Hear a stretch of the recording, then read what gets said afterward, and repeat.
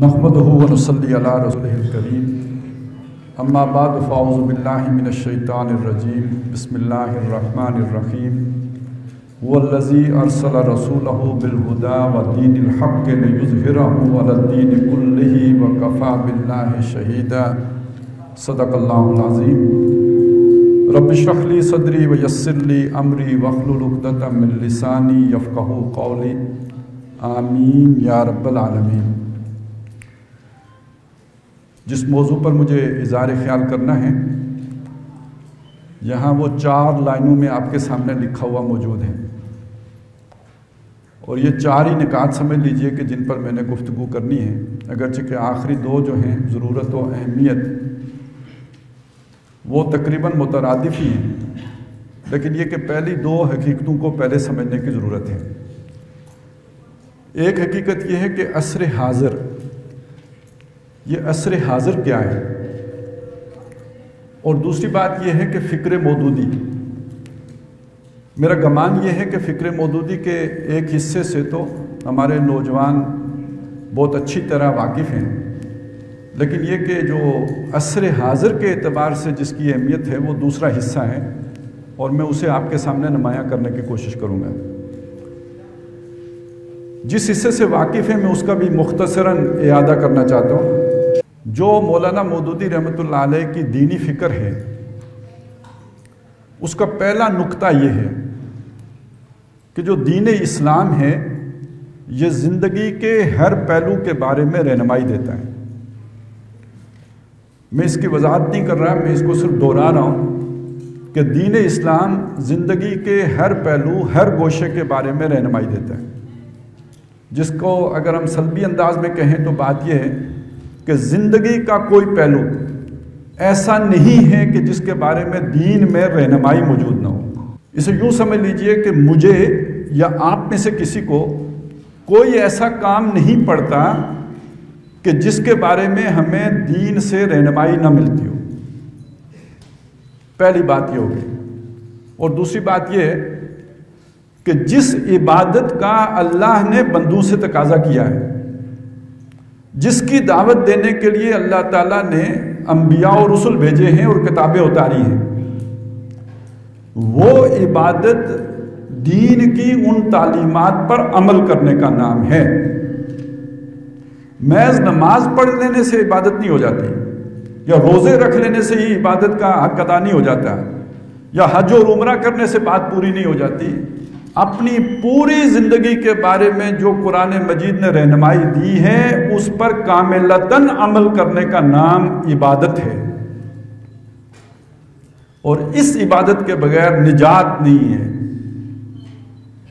تو پہلے اپنا ذرا تصور سوچ لینا چاہیے، ہم میں سے ہر کسی کو، مجھے بھی سوچنا چاہیے، آپ کو بھی سوچنا چاہیے کہ کیا واقعی ہم ایسا ہی سمجھتے ہیں کہ میں جو کام کرنے چلا ہوں، تعلیم حاصل کرنے چلا ہوں، یا میں کوئی قربانی دینے چلا ہوں، یا کاروبار کرنے چلا ہوں، یا کسی کے ساتھ کوئی معاہدہ کرنے چلا ہوں، یا الیکشن لڑنے چلا ہوں، یا حکومت کرنے چلا ہوں، تو اس سب کے بارے میں دین میں میرے لیے رہنمائی موجود ہے، اور اس پر عمل کروں گا تو میں عابد ہوں، عبادت گزار ہوں، اور اگر ان میں سے کسی حکم کو میں توڑ دوں گا تو اللہ تعالیٰ کو ادھوری اطاعت قبول نہیں ہے، وہ خالص اطاعت پسند کرتا ہے۔ یہ ہو گئی 2 باتیں۔ تیسری بات یہ ہے، اس وقت دنیا میں جو مسلمان ہیں، آج کل ویسے 1.5 ارب سے زائد ہو گئے ہیں، ان سب کے بارے میں مولانا مودودی کی رائے یہ ہے کہ یہ قانونی مسلمان ہیں، یہ اس وجہ سے مسلمان ہیں کہ مسلمانوں کے گھروں میں پیدا ہوئے ہیں، الا ماشاءاللہ کچھ چند ہوں گے جنہوں نے خود سے اسلام قبول کیا ہوگا، وگرنہ اکثر و بیشتر تو وہ ہیں جنہوں نے اس وجہ سے مسلمان ہیں کہ وہ مسلمانوں کے گھروں میں پیدا ہوئے ہیں، جبکہ صحابہ کرام وہ تھے کہ جنہوں نے نبی صلی اللہ علیہ وسلم سے اسلام کو سمجھ کر اپنے شعور سے اسے مانا تھا اور قبول کیا تھا۔ دوسری بات انہوں نے یہ فرمائی کہ یہ جو اس وقت کافر ہیں، یہ کافر بھی سارے کے سارے در حقیقت قانونی کافر ہیں، کہ کافروں کے گھر میں پیدا ہونے کی وجہ سے کافر ہیں، ان کے سامنے کسی نے اسلام کی حقانیت کو آشکارا ہی نہیں کیا ہے، جیسے کہ محمد رسول اللہ صلی اللہ علیہ وسلم نے مشرکین مکہ کے سامنے کیا تھا۔ تو آج کا مسلمان حقیقی مسلمان تب بنے گا جب خود سوچ کر سمجھ کر مان کر اسلام کو قبول کرے گا، اور آج کا کافر حقیقی کافر تب بنے گا کہ جب اس کے سامنے اسلام کی صحیح دعوت پیش ہوگی اور اس کا دل گواہی دے دے کہ یہ سچ ہے، لیکن اپنے مفادات اور تعصبات اور ضد اور عناد کی وجہ سے اسے قبول نہیں کرے گا، اب وہ حقیقی کافر ہوا۔ نکات کچھ اور بھی ہیں لیکن میں آگے نہیں جانا چاہتا، ہمارے پاس وقت جتنا ہے میں اسی حد تک رہنا چاہتا ہوں۔ یہ وہ بنیادی باتیں ہیں جو فکر مودودی کی ہمیں مستحضر رہنی چاہیے، ہمیں یاد رہنی چاہیے، ہمیں صبح و شام ان کا ورد رکھنا چاہیے، تبھی ہم خود درست رہ سکتے ہیں، وگرنہ یہ کہ جیسے 1.5 ارب مسلمان ہیں ہم بھی ویسے ہی مسلمان رہیں گے، ہم اس میں کوئی اپنے کردار میں بہتری نہیں لا سکیں گے اگر ہماری فکر میں یہ درستگی نہیں آتی، ہمارے تصورات اگر ٹھیک نہیں ہوتے۔ اب دوسری بات یہ کہ جب ہم دیکھتے ہیں کہ قرآن مجید نے ہمیں جو رہنمائی دی ہے، انفرادی زندگی کے بارے میں بھی دی ہے، فیملی لائف کے بارے میں بھی دی ہے، کاروبار کے بارے میں بھی دی ہے، لیکن یہ کہ معاشی سیاسی سماجی نظام کے بارے میں بھی دی ہے۔ کیسا سیاسی نظام ہوگا تو اسلامی ہوگا، نہیں ہوگا تو مشرکانہ ہوگا، کیسا معاشی نظام ہوگا تو اسلامی ہوگا، نہیں ہوگا تو حرام ہوگا۔ اس بارے میں بھی قرآن مجید نے رہنمائی دی ہے، اسلام نے رہنمائی دی ہے، لیکن اب فرق جو پیدا ہو گیا ہے وہ زمانے کا پیدا ہو گیا، عصر حاضر کی بات آ گئی۔ جہاں تک اصول کی بات ہے، اصول یہ ہے کہ سیاسی سطح پر حکمرانی اللہ کی ہوگی، کوئی فرد حکمران نہیں ہو سکتا۔ اگر کوئی فرد یہ دعویٰ کرے کہ میں حکمران ہوں تو وہ فرعون ہے، وہ نمرود ہے۔ حکمرانی اللہ کی ہے، سروری زیبا فقط اس ذات بے ہمتا کی ہے، حکمراں ہے ایک وہی باقی بتان آزری، یہ اصول ہے۔ لیکن اس اصول پر عمل درآمد مدینے میں نبی اکرم صلی اللہ علیہ وسلم نے جس طور پر کیا ہے، اب زمانہ بدل گیا ہے۔ یہ اصول ہے کہ جو بھی فیصلہ ہوگا، جو قانون بنے گا، مشورے سے بنے گا، وَأَمْرُهُمْ شُورَىٰ بَيْنَهُمْ، اصول تو ٹھیک ہے۔ اب مشاورت وہاں کیسے ہوتی تھی اور کن سے ہوتی تھی، اور آج کیسے ہوگی اور کن سے ہوگی، ایک نیا مسئلہ ہے۔ اب اس دور میں کیا ہوتا تھا، قبائل ہیں، ایک قبیلہ ہے، اس قبیلے کا ایک سربراہ ہے، اس سربراہ نے جو فیصلہ کیا وہ پورے قبیلے کا فیصلہ ہے۔ 4 قبیلے ہیں، آپ ان کو بلا لیں، ان کے سربراہوں کو بٹھائیں، ان کے ساتھ مشورہ کر کے ایک فیصلہ کر لیں، یہ پوری ریاست کا فیصلہ ہو گیا جی، قانون بن گیا۔ لیکن آج کوئی قبیلہ ایسا نہیں ہے کہ جس کا سربراہ ایسا، قبیلے ہیں، ہم کہتے ہیں یہ راجپوت ہے، ہم کہتے ہیں یہ چودھری ہے، ہم کہتے ہیں یہ جو ہے وہ بھٹی ہے، ہم کہتے ہیں یہ عباسی ہیں، قبیلے ہیں، لیکن ان کا کوئی ایسا سربراہ نہیں ہے کہ جس کے فیصلے کو پورا قبیلہ تسلیم کر لیتا ہوں۔ میرے علم میں نہیں ہے، ویسے کسی کے علم میں ہو تو میں، اب تو خاندان میں ایک فیملی کے اندر بھی کوئی ایسا بندہ نہیں ہوتا جس کی بات کو سارے گھر والے مان لیں۔ وہ پرانا وقت تھا، اب وقت بدل گیا ہے، بہت بڑا فرق پیدا ہو گیا ہے۔ اس بدلے ہوئے وقت میں مشورہ کیسے ہوگا، فیصلہ کیسے ہوگا، اللہ کی حکمرانی نافذ کیسے ہوگی؟ اس کا ایک حل ہے جو مولانا مودودی رحمۃ اللہ علیہ نے پیش کیا ہے۔ یہ آپ کو قرآن مجید میں نہیں ملے گا، یہ آپ کو سنت رسول صلی اللہ علیہ وسلم میں نہیں ملے، یہ نئے دور کا مسئلہ ہے۔ آج نظام خلافت کی شکل کیا ہوگی، حضور نے بنا کے دیا، اور وہ آپ نے اگر خلافت و ملوکیت کتاب پڑھی ہو تو وہ 30 سالوں کے بعد وہ ملوکیت میں بدل گیا، بادشاہت میں بدل گیا۔ اس کے بعد ہمارے جو بھی 1000 سالہ حکمرانی رہی ہے اس میں بادشاہت ہی رہی ہے، نام اس کا ہم نے جو مرضی رکھ لیا ہو، حقیقت یہ ہے کہ بادشاہت رہی ہے۔ دنیا کی بادشاہتوں سے اچھی رہی ہوگی، ہو سکتا ہے کہ آج کے بہت سے نظاموں سے بھی بہتر رہی ہو، لیکن تھی بادشاہت، وہ خلافت وہ نہیں تھی جو محمد رسول اللہ صلی اللہ علیہ وسلم نے چھوڑی تھی۔ آج سے 400 سال پہلے دنیا بدلنا شروع ہوئی، جسے ہم عصر حاضر کہتے ہیں۔ جو آج کا دور ہے، یہ دنیا تبدیل ہو کے یوں سمجھیے کہ شخصی حکومتوں سے نکل کر جمہوری حکومتوں میں بدل گئی۔ دیکھیں اسلام اگر یہاں پہ بادشاہت تھی تو باقی دنیا میں بھی بادشاہتی تھی، فرانس میں بھی بادشاہی تھی، برطانیہ میں بھی بادشاہی تھی۔ لہذا جو طرز حکمرانی ہے وہ عام طور پر پوری دنیا میں ایک ہی تھا۔ اس کے بعد دنیا میں سب سے پہلے ایک صنعتی انقلاب آیا اور اس کے نتیجے میں پھر سیاسی طور پر تبدیلیاں آنی شروع ہوئیں اور جمہوری انقلاب آ گیا، جو فرانس میں جمہوریت آ گئی۔ یہ جمہوریت آنے کے بعد دنیا میں بادشاہی نظام کا خاتمہ ہوتا چلا، دو چیزوں کا خاتمہ ہو گیا، جاگیرداری نظام ختم ہوتا چلا گیا اور بادشاہی نظام ختم ہوتا چلا گیا۔ اب اگر اس کی کچھ علامات ہیں تو وہ مسلمان ممالک میں ہی باقی رہ گئی ہیں، باقی دنیا سے ختم ہو گیا ہے۔ اب بادشاہ وہ جیسے ملکہ برطانیہ کی اس کی حیثیت کوئی بھی نہیں ہے، وہ ہمارے جیسے صدر ممنون حسین صاحب ہوتے تھے، آج کل جو ہیں وہ کیا نام ہے جو بھی عارف علمی صاحب ہیں، تو جو ان کی حیثیت ہے وہی حیثیت ملکہ برطانیہ کی ہے، وہی اگر کوئی فرانس میں بیٹھا ہوگا تو اس کی ہوگی۔ اصل میں تو اب دنیا میں جمہوری دور آ گیا۔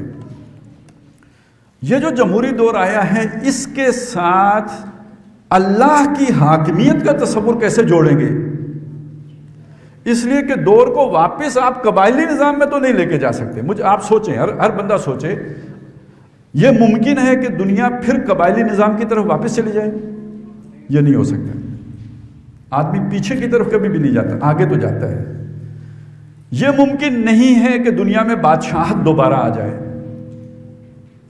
یہ اب نہیں ہو سکتا ہے۔ تو جو ہے اس پر اسلام نافذ ہو سکتا ہے یا نہیں ہو سکتا ہے، یہ بہت بڑا سوال ہے۔ ٹھیک ہو گیا۔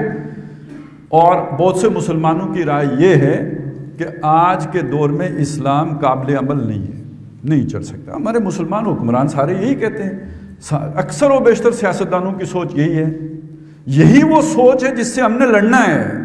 ہمارا دعویٰ یہ ہے کہ آج بھی قابل عمل ہے۔ یہ بات ہم نوجوانوں کے دلوں میں، بہت سے جذباتی لوگوں کے دلوں میں اتارنے میں تو کامیاب ہو جاتے ہیں۔ دل گواہی دیتا ہے، یار ہاں اسلام تو قیامت تک کے لیے ہے نا، وہ غالب ہونا چاہیے، یہ بات لوگ مان لیتے ہیں۔ لیکن آج غالب ہوگا کیسے؟ آج اس کی صورت کیسے بنے گی؟ اس جمہوری نظام میں اسلام کو کیسے غالب کریں گے؟ یہ نہیں سمجھاتے۔ جب یہ نہیں سمجھاتے تو پھر ایک تباہی آتی ہے۔ جس کے دل میں اسلام غالب ہو اور اس کے اندر جوش بھی ہے، جذبہ بھی ہے، ہمت بھی ہے، طاقت بھی ہے، تو اسے جو زیادہ جوشیلا نظر آئے گا اس کے پیچھے چل پڑے گا، خواہ منزل تک پہنچے یا نہ پہنچے۔ پھر اسے لگے گا کہ داعش اسلام لے کے آ رہی ہے، پھر اسے لگے گا کہ القاعدہ اسلام لے کر آ رہی ہے، یہ تو میدان میں کھڑے ہیں اور یہ تو تربیت گاہوں ہی سے نہیں نکلتے۔ ایسے لوگ آپ کو ملیں گے جو اس فکر کے عامل بنیں گے، لیکن جب آپ اگلی بات نہیں سمجھائیں گے تو وہ پھر کسی اور رستے پہ چل پڑیں گے کہ بھئی ادھر تو کچھ ہونے والا نہیں، جہاں ہو رہا ہے وہاں چلو۔ تو وہ ضرورت اور اہمیت یہ جو بات میں آپ کو سمجھانے لگا ہوں، اس کو بہت اچھی طرح سمجھیں گے، اپنے ساتھیوں کو، دوستوں کو سمجھائیں گے، تو تب جا کے یعنی ہم کوئی کام کر سکیں گے اور اس معاشرے کے اندر تبدیلی لانے کے پہلے خود یقین ہوگا کہ واقعی آ سکتا ہے، اور پھر ہم دوسروں کو یہ یقین دلائیں گے، قابل عمل بنا کے پیش کریں گے، تو تب دوسرا بھی کنونس ہو کے آپ کے پاس آئے گا کہ ہاں یار یہ جذباتی بات نہیں ہے، یہ کوئی خیالی جنت نہیں ہے، یہ قابل عمل شے ہے جو ہو سکتی ہے۔ اب آپ سمجھیے کہ اسلام حکمرانی اللہ کی چاہتا ہے، اور اللہ تعالیٰ یہ کہتا ہے یہ جو انسان ہے اس کو میں نے دنیا میں خلافت عطا کی ہے۔ خلافت کا مطلب میں آسان سا آپ کو بتا دوں، وائسرائے بنایا ہے۔ بادشاہ ہوتا تھا نا برطانیہ والا، تو وہ ہندوستان میں وائسرائے بھیجتا تھا۔ بادشاہ کون ہے؟ اللہ ہے۔ دنیا میں اس نے کس کو بھیجا؟ وائسرائے کو بھیجا۔ لیکن یہ وائسرائے جب تک نبوت تھی اللہ کی طرف سے اپوائنٹڈ ہوتا تھا۔ یہ جو نبی ہوتا ہے چنا ہوا، کیا مطلب؟ اللہ نے چن کے اپنا وائسرائے بنا کر لوگوں کے اوپر اسے اپنی خلافت عطا کر دی۔ اس کا اللہ کے ساتھ ہارٹ لائن کمیونیکیشن بھی ہے، جبریل آ رہے ہیں، جبریل جا رہے ہیں، اللہ سے اس کا ایک تعلق ہے، یہ کام چل رہا ہے۔ اور اس طرح جس کو اللہ نے کہا یہ میرا نبی ہے، وہ اللہ کا خلیفہ ہے۔ محمد الرسول اللہ صلی اللہ علیہ وسلم پر آ کے اللہ تعالیٰ نے نبوت ختم کر دی، اب کوئی نبی نہیں آئے گا۔ لیکن حضرت عمر خلیفہ تو ہے نا، حضرت ابوبکر خلیفہ تو ہے نا. فرق نوٹ کریں, اس بات کو سمجھیں, بہت اہم بات ہے کہ محمد الرسول اللہ صلی اللہ علیہ وسلم خلیفہ کس کے تھے؟ اللہ کے. اور حضرت عمر رضی اللہ تعالیٰ عنہ خلیفہ کس کے تھے؟ نہیں, میں نے حضرت ابوبکر کا نام نہیں لیا کیونکہ انہوں نے کہا تھا انا خلیفۃ رسول اللہ, میں اللہ کے رسول کا خلیفہ ہوں. میں نے حضرت عمر کا نام لیا ہے. مسلمانوں کے خلیفہ تھے, خلیفۃ المسلمین تھے. ابتداءً انہوں نے بھی کہا کہ انا خلیفۃ خلیفۃ رسول اللہ, میں اللہ کے رسول کے خلیفہ کا خلیفہ ہوں. لیکن اب امت جو بیٹھے ہیں اہل شورا, تو وہ اس نتیجے پہ پہنچے کہ یہ جو ہمارے پاس خلافت ہے اللہ کی تو نہیں ہے, یہ تو پہلے بھی سمجھتے تھے, یہ رسول کی بھی نہیں ہے, یہ مسلمانوں کی خلافت ہے. اب اس نقطے کو سمجھیں, یہ کیا بات ہے؟ اللہ نے جیسے چنا محمد الرسول اللہ کو یا اس سے پہلے نبیوں کو, ایسے ہی اللہ نے اس امت کو چنا ہے. هُوَ اجْتَبَاكُمْ, اس نے تمہیں چن لیا ہے. سورہ حج کے آخر میں یہ الفاظ آتے ہیں. اسی طرح الفاظ ہیں ثُمَّ أَوْرَثْنَا الْكِتَابَ الَّذِينَ اصْطَفَيْنَا مِنْ عِبَادِنَا, پھر ہم نے اپنی کتاب کا وارث کر دیا اپنے بندوں میں سے ان کو جن کو ہم نے چن لیا. مصطفیٰ بھی آ گیا, مجتبیٰ بھی آ گیا. تو اب چنا ہوا اللہ کا پکڈ, اللہ کا چنا ہوا, نہ اب حضرت عمر ہیں, نہ حضرت ابوبکر ہیں, نہ کوئی ہم میں سے ہے. اب اللہ نے محمد الرسول اللہ کے بعد امت کو چن لیا ہے. کنتم خیر امت اخرجت للناس تأمرون بالمعروف وتنہون عن المنکر وتؤمنون باللہ. لہذا امت اپنے اندر میں سے جس کو خلیفہ بنائے گی وہ در حقیقت امت کا خلیفہ ہے, نہ کہ اللہ کا خلیفہ. تو اللہ نے خلافت بحیثیت مجموعی امت کو دی ہے. اب ذرا آپ ادھر آ کے دیکھیں, یہ جو جمہوری تصور ہے یہ کیا تصور ہے جی؟ حکمرانی پہلے بادشاہ کے پاس ہوتی تھی, ایک بادشاہ کے پاس ہوتی تھی. نمرود کے پاس ہے, فرعون کے پاس ہے. اب وہ حکمرانی بدل کے عوام کے پاس چلی گئی. یہی فرق پڑا نا, بادشاہوں سے لے کر عوام کو حق کی حکمرانی دے دیا گیا. اب اس حق کی حکمرانی کو عوام کیسے ایکسرسائز کرتے ہیں؟ ایک آدمی ووٹ دے دیتا ہے کسی کو, جس کو وہ ووٹ دے دیتا ہے وہ اس کا ریپریزنٹیٹیو بن جاتا ہے. یہی ہوتا ہے نا, اس کا نمائندہ بن جاتا ہے. گویا اس نے اپنا حق کے حکمرانی اس کو تفویض کر دیا, ڈیلیگیٹ کر دیا, اسے اس کے سپرد کر دیا. ایسا ہی ہو گیا. اور اس کی جگہ پہ اس نے جا کے اس کے حق کے حکمرانی کو استعمال کیا. کوئی 50,000 کا نمائندہ ہوتا ہے, کوئی 60,000 کا نمائندہ ہوتا ہے, کوئی لاکھ کا نمائندہ ہوتا ہے. یہ جا کے اس کی جگہ پہ حکومت کر رہا ہوتا ہے. تو گویا جب ہم ووٹ دیتے ہیں تو اپنی حکومت کرنے کا حق کسی اور کے سپرد کر دیتے ہیں. بالکل اسی چیز کو لے کے آئیں اس طرف کہ اللہ تبارک و تعالیٰ نے امت کو خلافت عطا کی. جب مجھے مشورے میں شامل کر کے خلیفہ بنایا جائے گا کسی کو, تو میں نے اپنی خلافت اس کو منتقل کر دی. اب وہ میرا خلیفہ ہو گیا. سمجھ آ گئی بات؟ اب یہ بات قابل عمل ہو گئی یا نہیں ہو گئی؟ خلیفہ اب اگر کوئی بنے گا ڈنڈے کے زور پر نہیں بنے گا. خلیفہ اب اگر کوئی بنے گا تو بندوق کے زور پر نہیں بنے گا. اب اگر کوئی خلیفہ بنے گا تو کسی گروپ کے طاقتور ہو جانے کے نتیجے میں نہیں بنے گا, کسی نصرت کے نتیجے میں نہیں بنے گا. اب نصرت وہ جو ایک خاص آج کل ایک جماعت ہے جو تصور دیتی ہے کہ جی فوجی نصرت دیں گے تو جس کو دیں گے وہ خلیفہ ہو جائے گا. نہ, اب خلیفہ حقیقی وہ ہوگا جس کو امت خلافت عطا کرے گی. اسلامی ریاست ایک کتاب ہے مولانا مودودی کی, اس کو ضرور پڑھیں. یہ سارے مضامین اس میں کھل کر آپ کے سامنے آ جائیں گے. اب مشورہ کیسے ہوگا؟ دیکھیں ایک بات میں نے آپ کو بتائی نا, اب خلیفہ کیسے بنے گا؟ یہ جو دنیا میں الیکشن کا نظام ہے اسی نظام سے بنے گا. اب فرق کیا ہوگا مغرب کا اور اسلام کا؟ وہاں پہ حق کے حکومت منتقل کیا جاتا ہے, یہاں پہ حق کے خلافت منتقل کیا جائے گا. حکمرانی تو یہاں اللہ کے پاس ہے, کسی اور کے پاس ہو ہی نہیں سکتی. تو جیسے یہاں پہ پہلے نبی ہوتا تھا اللہ کا خلیفہ, اب امت ہے. ایسے ہی وہاں پہلے شیطانی نظام کے اندر کوئی نمرود یا فرعون ہوتا تھا حکمران, اب عوام ہے حکمران. تو جیسے فرعون کی حاکمیت شرک تھا, ایسے عوام کی حاکمیت بھی شرک ہے. تو جیسے نبی کی خلافت, جیسے حضرت داؤد علیہ السلام یا سلیمان علیہ السلام کی خلافت شخصی تھی, اسی طرح سمجھ لیجئے کہ اب خلافت شخصی نہیں رہی، اللہ نے اجتماعی کر دی ہے، اور مسلمان اپنی خلافت جس کو منتقل کریں گے وہ مسلمانوں کا خلیفہ کہلائے گا، اللہ کا خلیفہ نہیں کہلائے گا۔ اب یہ بات اگر آپ کی سمجھ میں آئی ہے تو یہ بھی سمجھ لیں کہ یہ حضرت حسین رضی اللہ تعالیٰ عنہ کیوں اٹھے تھے۔ آپ کو پتہ نا یزید کو کیسے خلافت ملی تھی؟ عوام سے مشورہ کر کے۔ ہاں جی، یہ غلطی تھی، ان کو والد محترم نے خود بنا دیا تھا۔ تو حضرت حسین رضی اللہ تعالیٰ عنہ نے اس پر اعتراض کیا اور اس کی خلافت تسلیم کرنے سے انکاری ہو گئے، نہ صرف انکاری ہو گئے بلکہ اس کے خلاف بغاوت کرنے کے لیے بھی تیار ہو گئے۔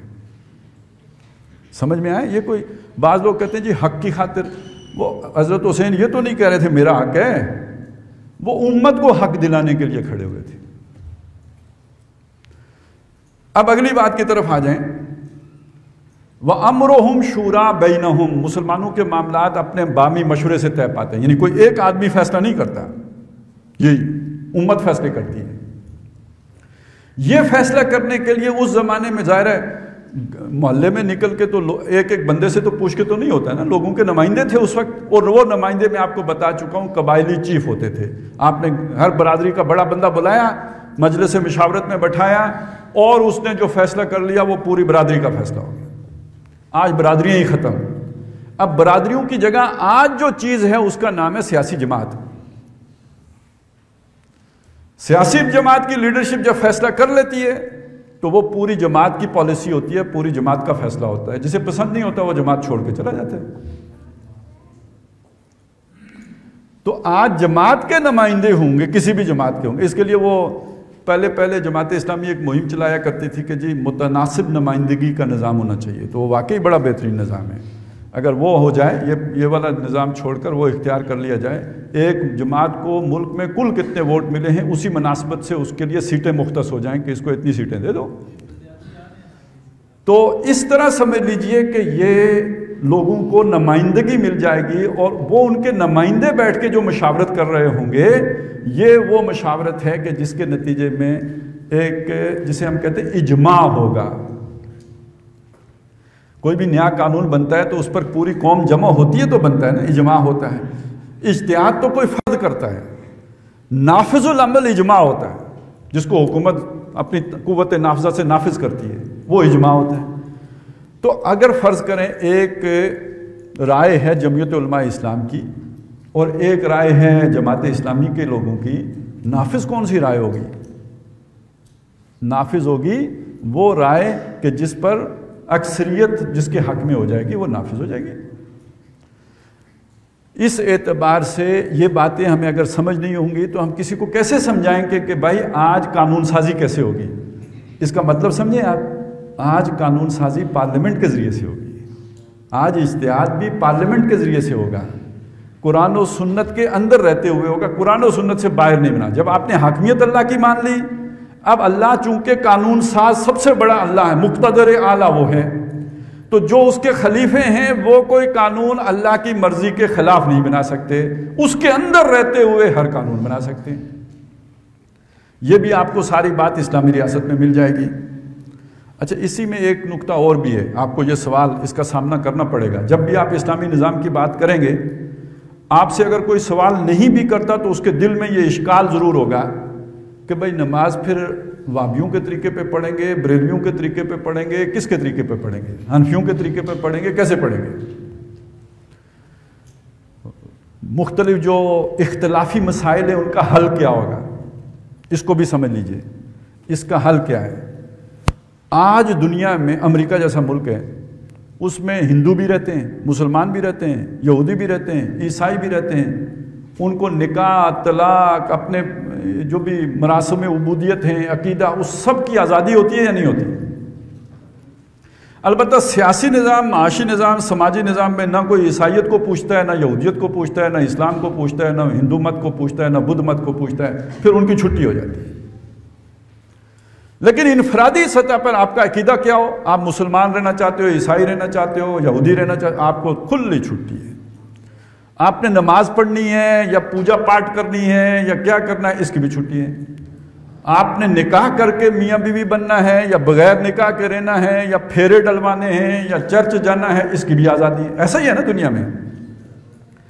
یہی سمجھ لیجئے کہ جو زندگی کے یہ شعبے ہیں، ان شعبوں میں چاروں چار کیا 5 کیا 6 کیا جتنی فقہ ہیں، ان سب فقہوں کے ماننے والے اپنی اپنی فقہ پر عمل کریں. شیعہ اپنے طریقے پہ نماز پڑھیں، سنی اپنے طریقے پہ نماز پڑھیں، حنفی اپنے طریقے پہ پڑھیں، اہل حدیث اپنے طریقے پہ پڑھیں. ریاست کو ان باتوں سے کوئی غرض نہیں. کوئی رفع یدین والی مسجد بناتا ہے تو وہ بنا لے، کوئی امین بن جہر کرتا ہے تو وہ کرتا رہے. حکومت کو اس سے کوئی لینا دینا نہیں، اسلامی ریاست کا اس سے کوئی کام نہیں. نکاح طلاق وہ کیسے ہوگی، وہ ایک مجلس کی 3 جائز ہوں گی کہ نہیں ہوں گی اور کیا ہوگا، یہ لوگوں کا اپنا معاملہ. وہ رجسٹر کرا لیں نکاح کے وقت ہی کہ ہمیں جو ہے وہ فقہ حنفی ڈیل کرے گی یا سلفی فقہ ڈیل کرے گی.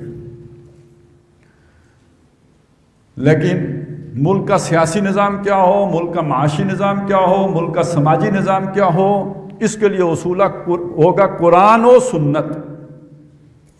اس میں فقہ کی حیثیت ایک مثال کی تو ہو سکتی ہے جی، جیسے وہ عدالت میں ہوتا ہے نا کہ فلانی عدالت نے یہ فیصلہ کیا تھا. اس طرح امام ابو حنیفہ رحمۃ اللہ علیہ کی یہ رائے ہے، امام احمد بن حنبل کی یہ رائے ہے.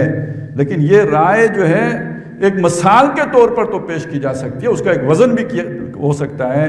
لیکن یہ کسی کو قانون کے لیے یہ اس کی حیثیت جو ہے وہ جسے کہتے ہیں لازمی کی نہیں ہوئی. قرآن و سنت کے تابع اصول یہ ہوگا ریاست کی سطح پہ، سیاسی نظام، معاشی نظام، سماجی نظام کے لیے.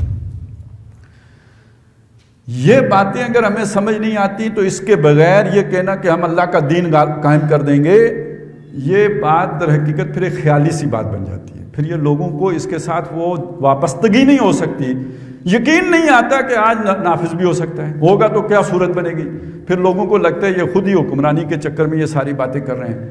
تو یہ وہ باتیں ہیں جو مولانا مودودی رحمۃ اللہ علیہ نے بیان کی ہیں، اس کا حل پیش کیا ہے. اور اس کا آپ کو اندازہ نہیں ہے کتنی بڑی کنٹریبیوشن ہے، کتنا بڑا مرحلہ ہے جو سر ہو گیا ہے. یہ یونیورسٹیوں کے کرنے کا کام، یہ بہت بڑی بڑی اکیڈمیوں کے کرنے کا کام ایک اکیلے بندے نے کر کے دے دیا، اور ہم نے اسے خوب کھاتے ڈالا ہوا ہے. ہم اس کو نہ اس کی طرف توجہ دیتے ہیں، نہ خود پڑھتے ہیں، نہ دوسروں کو رہنمائی کرتے ہیں. اور آج کے زمانے میں سب سے زیادہ اہمیت اس کی ہو گئی ہے، اس لیے کہ خاص طور پہ یہ اب ایک خاص نکتہ ہے، اس کو سمجھ لیں. علامہ اقبال نے ایک درجے میں بات بہت پہلے کر دی تھی، یہی نظام حق کی، اسلام کے غلبے کی، یہ بات اقبال کر کے جا چکے تھے. لیکن انہوں نے ایک نقشہ بھی کھینچا ہے ابلیس کی مجلس شورا کا. یعنی جب یہ دنیا میں بات پھیلی ہے تو ابلیس کے ہاں بڑی کھلبلی مچی ہے، یار میں نے بڑی مشکل سے ایک نظام بنایا تھا، اس کے خلاف جب انسان اٹھ کھڑا ہوا تو میں نے اس کو جمہوری شکل دے دی. اب ایک طرف تو اسے اطمینان ہے، کس کو؟ ابلیس کو، کہ مسلمان بے پرواہ ہیں، خطرہ کوئی نہیں میرے اس ابلیسی نظام کو، ہے وہی سرمایہ داری بندہ مومن کا دین، جانتا ہوں بے ید بیضا ہے پیران حرم کی آستی، تو مسلمانوں سے تو مجھے کوئی خطرہ نہیں، یہ غنیمت ہے کہ خود مومن ہے محروم یقین. تو شیطان کو بڑی تسلیاں ہیں اس پہ. آگے جا کے کہتا ہے عصر حاضر کے تقاضاؤں سے ہے لیکن یہ خوف، ہو نہ جائے آشکارا شر پیغمبر کہیں. اے مسلمان نکمے، ان سے کچھ نہیں ہونے والا. لیکن یہ جو زمانہ جس طرف جا رہا ہے کہ وہ خود محمد الرسول اللہ صلی اللہ علیہ وسلم تک نہ پہنچ جائے، اس کا خطرہ ہے. جب اس کا خطرہ ہے، اور دوسری طرف جب علامہ اقبال کے بعد مولانا مودودی رحمۃ اللہ علیہ نے اٹھ کر ایک پورا نظام مدون کر کے دے دیا کہ اس طور پر یہ نظام غالب ہو سکتا ہے، تو اس وقت کے مغربی دانشور یہ سمجھ گئے کہ ہمارے لیے خطرہ اسلام میں ہے، نہ کہ کمیونزم میں. یہ کمیونزم کے ابھی بھائی بتا رہے تھے نا آپ کو کہ یہ جو 20ویں صدی ہے، یہ ایک طرف کمیونزم تھا تو دوسری طرف جو ہے کیپٹلزم تھا. تو غلبہ تو کیپٹلسٹک سوسائٹی کا تھا اور اس کو تھریٹ کر رہا تھا کمیونزم. دنیا یہ سمجھ رہی تھی کہ ٹکراؤ کمیونزم اور کیپٹلزم میں ہے، لیکن یہ کہ ان کے بڑے بڑے جو دانشور ہیں ٹائنبی جیسے، وہ یہ کہہ رہے تھے کہ خطرہ جو ہے وہ مصداقیت میں نہیں، وہ اسلام میں ہے. اصل مستقبل کا چیلنج اسلام ہے. اب کون سا اسلام چیلنج تھا؟ جو عام روایتی اسلام ہے اس میں تو کوئی چیلنج. انگریز یہاں پہ 100 سال حکومت کر کے چلا گیا, اس نے کیا چیلنج کیا اس کو؟ روایتی اسلام کا تو بیانیہ یہ تھا کہ انگریز کے ساتھ چھیڑو مت, اس نے ہمیں نماز اور روزے کی اجازت دی ہوئی ہے. اسی پر تو علامہ اقبال نے کہا تھا کہ ملا کو جو ہند میں ہے سجدے کی اجازت, ناداں یہ سمجھتا ہے کہ اسلام ہے آزاد. تو خطرہ اس اسلام سے تھا جو ایک پورا متبادل پیش کرتا ہے. خطرہ اس اسلام سے تھا جو کنونس کر سکتا ہے. خطرہ اس اسلام سے تھا جو نو انسانی کو پوزس کر سکتا ہے. اس اسلام سے تو خطرہ نہیں تھا جو روایتی طور پر موجود تھا. اب اس کا جو حل کیا گیا, ظاہر ہے شیطان اپنی جگہ سوچے گا نا, کوئی کاؤنٹر پالیسی بنائے گا یا نہیں بنائے گا. کاؤنٹر نیریٹو تو اب آیا ہے نا, کاؤنٹر پالیسی تو بہت پہلے بن گئی تھی. وہ کاؤنٹر پالیسی ہے کہ لوگوں کو لے کے جاؤ دہشت گردی کی طرف. اس کے نتیجے میں دنیا خوفزدہ ہو جائے گی, ڈر جائے گی. سب سے پہلے ایران میں ایک انقلاب آیا. وہ ایرانی ماڈل جو ہے, وہ جو بھی ہمارے اہل تشیع بھائی ہیں ان کا بھی مولویانہ ورژن ہے. پھر ان کے پڑوس میں افغانستان میں ایک اور ماڈل آ گیا, وہ اہل سنت کا مولویانہ ورژن تھا. نتیجہ یہ نکلتا ہے ایسے ورژن میں کہ دوسرے مسلک کے لیے گنجائش نہیں رہتی. مسلمان ہی مسلمان سے ڈر جاتا ہے. اور اس کے اندر تھیاکریسی ہوتی ہے. حاکم جو ہوتا ہے اوپر, وہ ایک طبقہ بن کے, علماء کا طبقہ حاکم بن کے بیٹھ جاتا ہے. یہ دنیا کے لیے ایکسیپٹیبل نہیں ہے, قابل قبول نہیں ہے. یہ ساری بحثیں مولانا مودودی نے اپنی کتاب اسلامی ریاست میں کی ہوئی ہیں. میں تو, آپ چھوٹے ہو سارے, نہیں تو میں ہاتھ جوڑ کے آپ کو کہوں یار وہ ضرور پڑھنی ہے جا کے. ابھی تو میں صرف یہی کہہ سکتا ہوں کہ بڑے بھائی کی بات مان لو یار, اسے پڑھنا, ضرور پڑھنا جا کے. اور نہ سمجھ آئے تو کوئی یعنی ایف اے لیول کی, انٹر لیول کی پولیٹیکل سائنس کی, سیوکس کوئی پڑھ لینا کہ بھئی بیسک کانسیپٹس کیا ہیں سیوکس کے, پولیٹیکل سائنس کے, اور مولانا مودودی نے ان کو ہینڈل کیسے کیا, ٹیکل کیسے کیا, کیا انسانی ذہن کے سوالات تھے جن کے انہوں نے عصر حاضر کی روز حوالے سے جوابات دیے ہیں. تو جو ماڈل سامنے آیا وہ 400 سال پرانا نہیں, 700 سال پرانا ہے. جو ماڈل ہم نے یعنی ساری زمین ہموار کی ہے یائی تحریکوں نے, اور آ کے اوپر براجمان ہو گئے وہ کہ جو 700 سال پرانا سکہ رکھتے تھے. نتیجہ یہ نکلا کہ دنیا اسلام کے قریب آنے کی بجائے اس سے بدک گئی. آج سے کوئی 8-10 سال 12 سال پہلے کی بات ہے شاید, اخبار میں کوئی مہینے کے اندر اندر ہی 2 خبریں میں نے پڑھی. پہلے مجھے خوشی ہوئی, بعد میں مجھے بہت افسوس ہوا. ایک خبر یہ تھی کہ ایک جہاز جو فلائٹ تیار تھی تو اس میں ایک مسلمان سوار ہوا جو باشرہ آدمی تھا, داڑھی بھی رکھی ہوئی تھی بالکل. جب وہ سوار ہوا تو تمام مسافروں نے اس کے ساتھ سفر کرنے سے انکار کر دیا. انہوں نے کہا جی ہم اگلی فلائٹ سے چلے جائیں گے, ہمیں خوف آتا ہے. ایک اور خبر کچھ عرصے کے بعد یہ دیکھی کہ ایک ریسٹورنٹ میں لوگ بیٹھے ہوئے تھے اور ایک مسلمان وہاں پہ, باشرہ مسلمان جب آیا کھانا کھانے کے لیے تو تمام لوگ ڈر کے ریسٹورنٹ چھوڑ کے اٹھ کے چلے گئے. یہ خبریں پڑھ کے پہلے تو بڑا یہ ہوا نا کہ جی ہم تو بڑے پہلوان ہیں, شاہین, اقبال کے شاہین ہیں, دنیا اتنا ڈرتی ہے ہم سے. لیکن تھوڑے وقت کے بعد یہ خیال آیا کہ یار ہماری یہ بڑی خوفناک پکچر چلی گئی ہے. اس کا مطلب ہے جس مخلوق سے دنیا اتنی ڈرتی ہو اس کی بات سنے گی. جہاں سے میں نے بات شروع کی تھی ذرا واپس وہاں آ جائیں. دنیا کے سارے کافر کون سے کافر ہیں؟ حقیقی کافر ہیں, قانونی کافر ہیں. حقیقی کافر کب بنیں گے؟ جب ہم انہیں دعوت دیں گے, سمجھائیں گے, اس کے بعد نہیں مانیں گے تب حقیقی کافر بنیں گے. جب ہماری یہ پکچر پینٹ کر دی گئی جو میں نے ابھی آپ کو بتائی تو ہم دعوت دینے کے قابل رہے. اور اسلام کا جو تصور گیا وہ کیا گیا؟ کوڑے مارنے کا, سزائیں دینے کا, مار پیٹ کرنے کا. ویلفیئر سٹیٹ کا تصور تو نہیں گیا. ریاست ہو ماں جیسی جو بنائی تھی محمد رسول اللہ نے صلی اللہ علیہ وسلم مدینے میں, وہ تصور تو لوگوں کے سامنے نہیں گیا. ایک ڈکٹیٹرشپ کا تصور گیا، آمریت کا تصور گیا، ریجیڈیٹی کا تصور گیا، سخت مزاجی اور تشدد پسندی کا تصور گیا، وہ تصور تو جا ہی نہیں سکا جو محمد رسول اللہ صلی اللہ علیہ وسلم نے ہمارے لیے بطور نمونہ چھوڑا تھا۔ اور یہ والا تصور ہمارے دور ملوکیت سے بھی شدید تر ہے، خطرناک ہے، بھیانک ہے،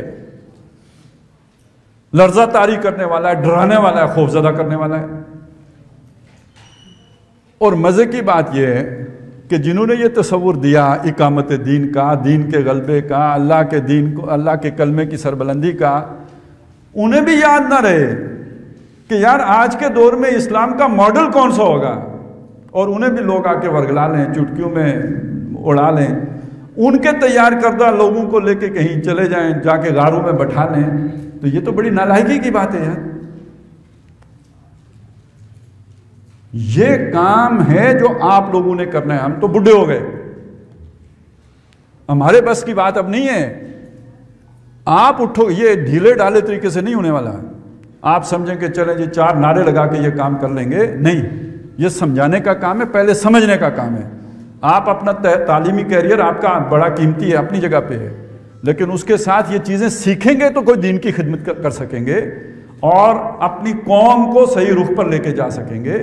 اور اگر ہم نے یہ نہ کیا تو آج دنیا میں مولانا مودودی کے اوپر الزام لگتا ہے کہ انہوں نے دہشت گردی پھیلائی ہے، سید قطب پہ الزام لگتا ہے کہ انہوں نے دہشت گردی پھیلائی ہے، انہوں نے وہ فکر دی ہے کہ جس کے نتیجے میں دنیا میں دہشت گردی پھیلی ہے۔ اگر وہ داغ دھونے ہیں تو پھر یہ باتیں لوگوں کو بتانی پڑیں گی، یہ اس کی ضرورت اور اہمیت ہے۔ آخری بات اس ضمن میں یہ عرض کروں، یہ صرف امت مسلمہ ہی کی ضرورت نہیں ہے، یہ صرف جو ہے وہ ہم مسلمانان پاکستانی کی ضرورت نہیں ہے، یہ ہم میں سے ہر فرد کی بھی اپنی جگہ ضرورت ہے۔ اس کے بغیر اخروی نجات ممکن نہیں ہے۔ آپ سمجھیں کہ ہم نمازیں پڑھ کے چھوٹ جائیں گے، بچ جائیں گے، یہ بھی نہیں ہے۔ یہ اپنی زندگی میں سے کچھ وقت نکال کے کچھ مسجد میں گزار لینے سے بچ جائیں گے، یہ بھی نہیں ہے۔ یہ پوری زندگی کا سودا ہے۔ ان صلاتی و نسکی و محیایا و مماتی للہ رب العالمین، جیسے میں نماز اور قربانی اللہ کے لیے کرتا ہوں ایسے ہی جیتا بھی اللہ کے لیے ہوں، مروں گا بھی اللہ کے لیے۔ یہ بات ہے، ذرا اس عہد کو تو سمجھیں، اس کے بغیر نجات نہیں ہے۔ اور اسی کے ساتھ جوڑ لیں ایک اور بات، یہ پوری نوع انسانی کو بھی امن دینے والی بات ہے۔ وجہ سمجھ لیں، یہ ذرا تھوڑا سا اس کی تفصیل بیان کرنے والی بات ہے۔ وجہ یہ ہے کہ نبی صلی اللہ علیہ وسلم کے دور میں ذرائع نقل و حمل اور ذرائع ابلاغ اتنے نہیں تھے جتنے آج، عصر حاضر میں جتنے ہو گئے نا۔ اب دنیا کو کہتے ہیں گلوبل ولیج بن گیا ہے۔ کس معنی میں گلوبل ولیج بن گیا ہے؟ بھئی گلوب پورا، جیسے ایک گاؤں پہلے آپس میں کنیکٹڈ ہوتا تھا، اس طرح اب پورا گلوب آپس میں کنیکٹ ہو گیا ہے۔ آپ امریکہ بات کریں، آپ افریقہ بات کریں، آپ کسی کونے پہ بات کریں، آپ کو یہ وسائل ہیں، آپ کے پاس بات کر سکتے ہیں۔ اور نمبر 2 یہ کہ آپ آنا جانا اب مشکل نہیں رہا، آپ کے پاس ذرائع نقل و حمل ہیں جن پر سوار ہو کر آپ دائیں بائیں آگے پیچھے شرق غرب ہر طرف دورے کر سکتے ہیں۔ دنیا آپس میں جڑ گئی ہے۔ لیکن دنیا میں اس وقت جو نظام ہے وہ سیکولرزم ہے۔ سیکولرزم کی بنیاد پہ جو جوڑ بنتا ہے نا، لوگوں کا آپس میں جوڑ بنتا ہے، وہ نیشنلزم کی بنیاد پر بنتا ہے۔ آپس کا تعلق، ایک وطن جو بنتا ہے وہ وطن بنتا ہے قومیت کی بنیاد پر۔ قومیت کی 4 بنیادیں بیان کی جاتی ہیں، یا زبان ایک ہوتی ہے تو لوگ جڑ جاتے ہیں، یا رنگ، یا نسل، یا جغرافیہ، یہ وہ چیزیں ہیں جو بندوں کو جوڑ دیتی ہیں۔ لیکن دنیا تو عالمی سطح پہ جڑ گئی ہے۔ اب اگر رنگ کے حوالے سے جوڑنا چاہیں تو کوئی گورا ہے کوئی کالا ہے، جڑے گی نہیں۔ سارے انسانوں کو تو رنگ نہیں جوڑ سکتا۔ زبان کی بنیاد پر جوڑنا چاہیں تو کوئی انگریزی بولتا ہے، کوئی عربی بولتا ہے، کوئی فارسی بولتا ہے، کوئی اردو بولتا ہے، وہ تو ایک پاکستان نہیں جڑ کے دے رہا، ساری دنیا کیسے جڑے گی؟ نسل کی بنیاد پہ، زبان کی بنیاد پر کوئی بنیاد ہی نہیں بنتی کہ جس کی بنیاد پر پوری دنیا کو جوڑ لیں۔ تو نوع انسانی کو جوڑ سکتی ہے اگر کوئی شے تو 2 چیزیں جوڑ سکتی ہیں۔ ایک تصور الہ کہ سب کا الہ ایک ہے۔ بنانے والا کون ہے؟ سب کو کس نے پیدا کیا ہے؟ اللہ نے گورے کو، کالے کو، عربی بولنے والے کو، انگریزی بولنے والے کو، سب کا پیدا کرنے والا اللہ، اور سب کو پیدا اماں ہوا اور آدم سے کیا، سب کا باپ ایک۔ یہ وہ نظریہ ہے جو ہمارے پاس ہے، جس کی بنیاد پر پوری دنیا ایک ہو سکتی ہے۔ اگر دنیا ایک ہو جاتی ہے تو آپس میں بھائی بھائی ہو جاتی ہے۔ کونو عباد اللہ اخوانا، اللہ کو رب مان کے آپ اللہ کے بن گئے بندے، آپس میں ہو گئے بھائی بھائی۔ اور اگر یہ بھائی بھائی نہ ہو سکے، اگر یہ ایک نہ ہو سکے، اگر ورلڈ آرڈر اللہ کا نظام نہ آیا، تو پھر ہوگی تیسری عالمگیر جنگ، جس کے آثار آپ کے سامنے ہیں۔ اور ان ہتھیاروں کے ساتھ جو اس وقت انسانوں کے ہاتھوں میں ہیں، اگر جنگ ہو جاتی ہے تو کتنی بڑی تباہی آئے گی، کتنی بڑی بربادی آئے گی، کتنی ہلاکتیں ہوں گی، کتنی بربادیاں ہوں گی، یہ آدمی تصور ہی کرنے سے رونگٹے کھڑے ہو جاتے ہیں۔ تو نوع انسانی، آخرت کی بات میں نہیں کر رہا ہوں کہ جنت میں جائیں گے، وہ تو بعد کی بات ہے۔ دنیا دوزخ بننے والی ہے۔ اس دنیا کو انسانوں کی اگر کوئی خدمت کرنی ہے دنیا میں، تو سب سے بڑی خدمت یہ ہے کہ ان کو امن نصیب ہو جائے، ان کے لیے جو ہے وہ بھائی چارے کا ماحول بن جائے۔ وہ نہ کمیونزم میں ہے، نہ سوشلزم میں ہے، نہ کیپٹلزم میں ہے، نہ سیکولرزم میں ہے، وہ صرف اسلام پرووائڈ کر سکتا ہے، اور اسلام کی وہ شکل دے سکتی ہے جو ہمارے پاس ہے۔ اور ہم اگر اسے لے کے صندوق میں رکھ دیں، اسے بیان نہ کریں، اس کو لے کے نکلے نہ، اس کے لیے محنت نہ کریں، کوشش نہ کریں، تو پھر بڑا مجرم بش اور ٹرمپ ہوں گے یا بڑے مجرم ہم ہوں گے۔ اس اعتبار سے یہ جو فکر ہمارے پاس ہے، میں یہ تو نہیں کہتا کہ ہم حادثاتی طور پر اس کے وارث بن گئے ہیں، اللہ نے چن کر ہمیں اس کا وارث بنایا ہے، نہیں تو کتنے مسلمان ہیں جنہیں ان باتوں کی پرواہ ہی نہیں ہے۔ اب اس کے بعد بھی اگر ہم اس کا حق ادا نہ کریں، اس کے لیے محنت نہ کریں، اس کے لیے کوشاں نہ ہوں، اسے اپنی پریارٹی نہ بنائیں، ترجیح اول پہ نہ رکھیں، تو بڑا سخت محاسبے کا خطرہ ہے۔ میں یہ بہت محتاط الفاظ استعمال کر رہا ہوں، نہیں تو بات تو اس سے بہت سخت کی جا سکتی ہے۔ تو میری گزارش آپ سے یہ ہے، یہ اتنی سے وقت میں یہ ساری باتیں سمجھ میں نہیں آ سکتی، صرف اشارے کیے جا سکتے تھے جو میں نے آپ کے سامنے کیے ہیں۔ اپنی تعلیم کے ساتھ ساتھ ان چیزوں کو جا کے سمجھیں۔ صرف اقامت دین کی بات ہی نہیں ہے، وہ آج کے دور میں اس کی قابل عمل صورت کیا ہے، وہ کیا مولانا مودودی نے تجویز کی ہے، اس کو بھی سمجھنے کی ضرورت ہے۔ وہ اگر آپ سمجھ لیں گے تو جذبہ آپ کے اندر سے ٹھاٹھے مار کے نکلے گا، پھر کسی تقریر کی ضرورت نہیں ہے آپ کو موٹیویشن دینے کے لیے، پھر آپ کو خود یقین ہو جائے گا کہ میں حق بات کہہ رہا ہوں اور میری بات قابل عمل ہے، یہ دوسرا اس پہ کنونس ہو سکتا ہے۔ تو بس میں آخری گزارش آپ سے یہی کر رہا ہوں، اسلامی ریاست کتاب ہے مولانا مودودی کی۔ اچھا ایک بات اور بھی کہہ دوں، وہ ذرا صرف یوں کہ ایک اصطلاح آپ کے علم میں آ جائے، یہ جو سوچ ہے نا جو قرآن و سنت سے ثابت ہے، جو میں نے پہلے بیان کی تھی، میں نے کہا تھا دو حصے ہیں مولانا مودودی کی فکر کے، جو پہلا حصہ میں نے بیان کیا تھا وہ اسے ہم کہتے ہیں مولانا مودودی کی دینی فکر۔ آج کے دور میں اس دینی فکر پر عمل کیسے ہوگا، اس کے لیے جو آراء ہیں وہ مولانا مودودی نے دیے، وہ ہیں جن کو ہم کہتے ہیں مولانا مودودی کی سوشل تھاٹ یا عمرانی فکر۔ تو ہمیں اگر دینی فکر سمجھ میں آ گئی ہے تو اس عمرانی فکر کو سمجھنے کی ضرورت ہے، اس کے بغیر دینی فکر کا یقین حاصل نہیں ہوگا۔ تو اللہ تعالیٰ مجھے بھی توفیق دے کہ ان چیزوں پر غور بھی کرتا رہوں، اور یہ کہ آپ کے لیے میں بطور خاص آپ سے گزارش بھی کرتا ہوں، اللہ سے دعا گو بھی ہوں کہ آپ کو ہمت اور توفیق عطا فرمائے کہ ان چیزوں کو پہلے سمجھیں اور پھر ان کو لے کے آگے چلیں۔ اور منتظمین کا جہاں میں شکریہ ادا کرتا ہوں، انہوں نے مجھے جو ہے موقع دیا آپ سے مخاطب ہونے کا، تو وہاں یہ گزارش بھی کروں گا کہ اپنے تربیتی کورسز میں خاص طور پر ان عنوانات کے تحت اپنے جو بھی بڑے ہیں ان کے لیکچرز رکھوانے کا اہتمام کریں، تاکہ پورا ویژن ہمارے ساتھیوں کے سامنے جا سکے۔ اقول قولی ھذا واستغفر اللہ لی ولکم ولسائر المسلمین والمسلمات۔